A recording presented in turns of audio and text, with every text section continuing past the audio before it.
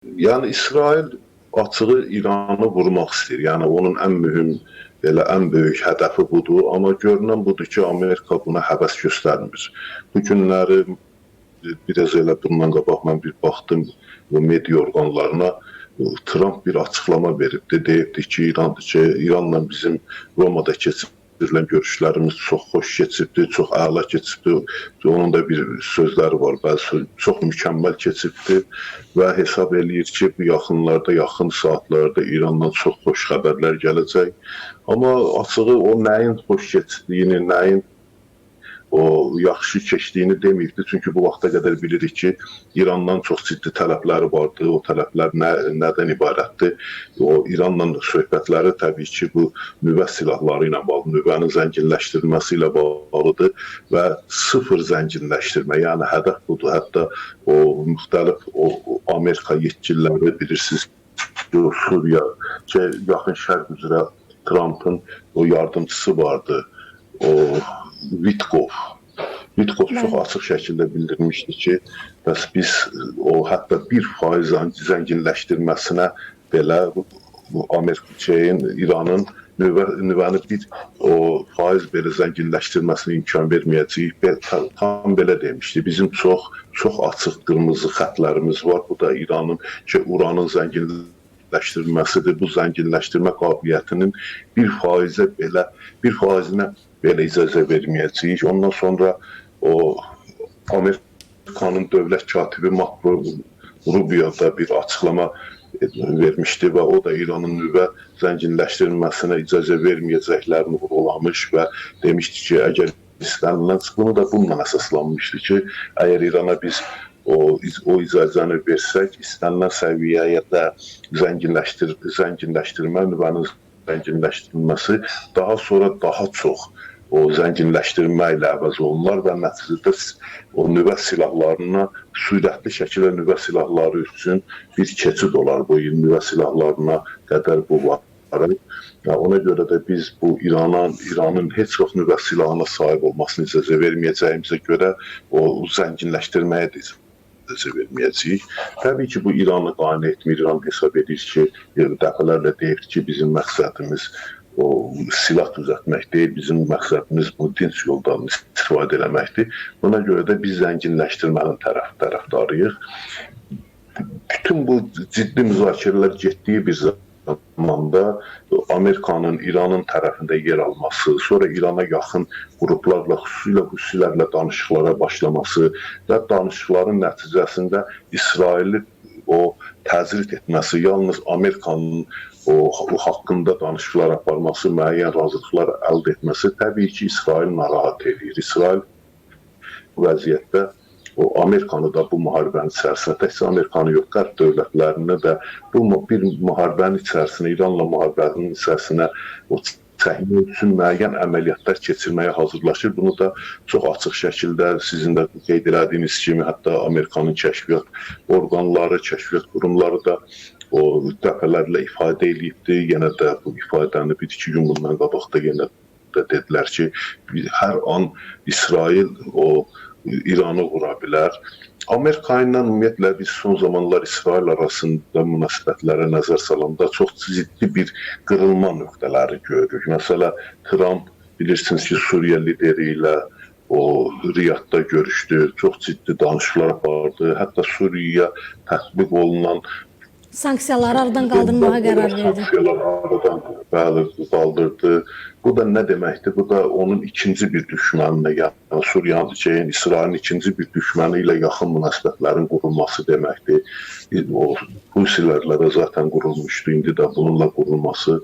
Digər tərəfdən Amerikanın o İsrailin bəzi media orqanlarında yer alan xəbərlərdə bildirilir ki, Trump artıq Netanyahunun zənglərinə də cavab vermir.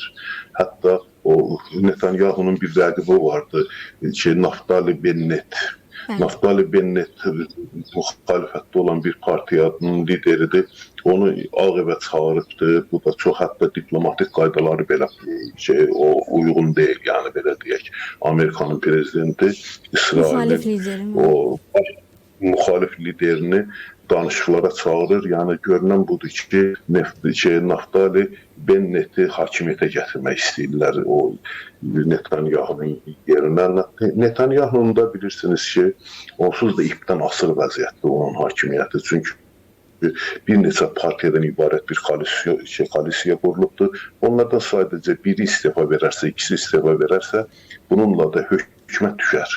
Yəni belə bir o kritik bir vəziyyətdədir, belə bir həssas bir vəziyyətdədir. Belə bir həssas vəziyyətdə Avropadan da təzyiqlər artmaqdadır. Beynəlxalq Cinayət Məhkəməsinin orderi qəbul olundu. Bəli, hər tərəfdən o Netanyahu o artıq o təzyiq altındadır və bu təzyiq altında olarkən bir də onun xəstəliyi haqqında, xəstəliyin şiddətlənməsi haqqında məlumatlar yayılır. Bilirsiniz ki, onda bir o rax xəstəliyi, yəni o xərçəng xəstəliyi əziyyət çəkir və hətta o günlərini saydığı barədə məlumatlar da yayılır. İndi mən heç kəsin o cür xəstəliklə o ölməsini və yaxud əziyyət çəkməsini istəmərəm, amma hər halda bir məlumatlar yayılır. Yəni Netanyahunun dəyişməsi İsrailin bir dövlət olaraq yaxın şərq siyasətini dəyişəcəkmi sizcə? İstər Qəzzada, istər İrana yönəlik. Söhbət ondan gedir ki, məsələ Netanyahu'da da deyil. Netanyahunun o koalisiyası elə bir koalisiyadır ki, onlar belə deyək də sərtlik tərəfdarıdır. Faşist düşüncəsinə qədər vara biləcək qədər sərtlik tərəfdarıdırlar və onların hamısı gərək dəyişilə. Onların biri dəyişilməsi ilə məsələ bitmir.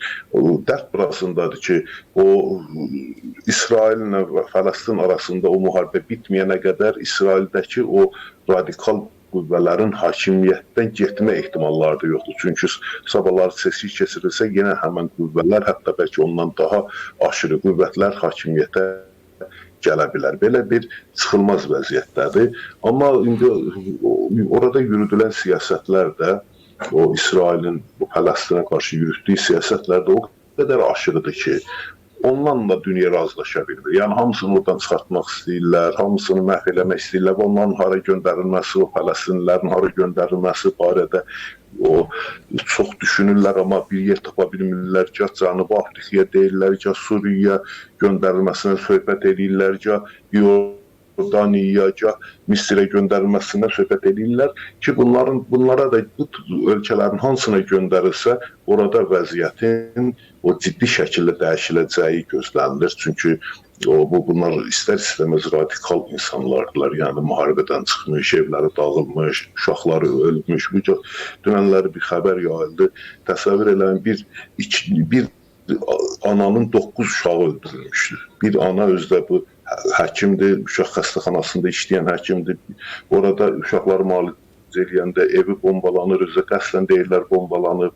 O uşaqları niyə müalicə edirsən deyə onu cəzalandırıblar və 9 uşağının 9'unun da meydini gətiriblər, özünün işlədiyi bir o xəstəxanaya gətiriblər. Yəni orada çox dəhşətli insanlıq o faciələri, insanlıq dramları yaşanır. Elə bir dramların yaşadığı yerdə də təbii ki, bir sülh haqqında düşünmək olduqca çətindir. İndi bilmirəm orada necə olacaq. Yəni həm İsraillilər, o Yahudilər çox ciddi şəkildə çox sərt bir mövqe tuturlar. Bu sərt mövqe tutulmasının da səbəbi bu vaxta qədər dünya tərəfindən dəstəklənməsi idi. Amma indi dəstəklənməmələrinə baxmayaraq yenə bəlkə mövqələrini bərpa edə biləcəklərini düşünürlər. Xüsusilə Amerikada bilirsiniz, Yahudi lobbisi çox güclüdür. O lobbini hərəkətə gətirə biləcəklərini düşünürlər və üstəlik Amerika nə qədər İsrailə qarşı olsa da, Netanyahu'ya qarşı olsa da, Netanyahunun çıxaracağı müharibədə istər-istəməz onun o tərəfini tutmağa da məcburdur. Belə bir məcburiyyət də hiss edir o Amerikanın siyasi elitası.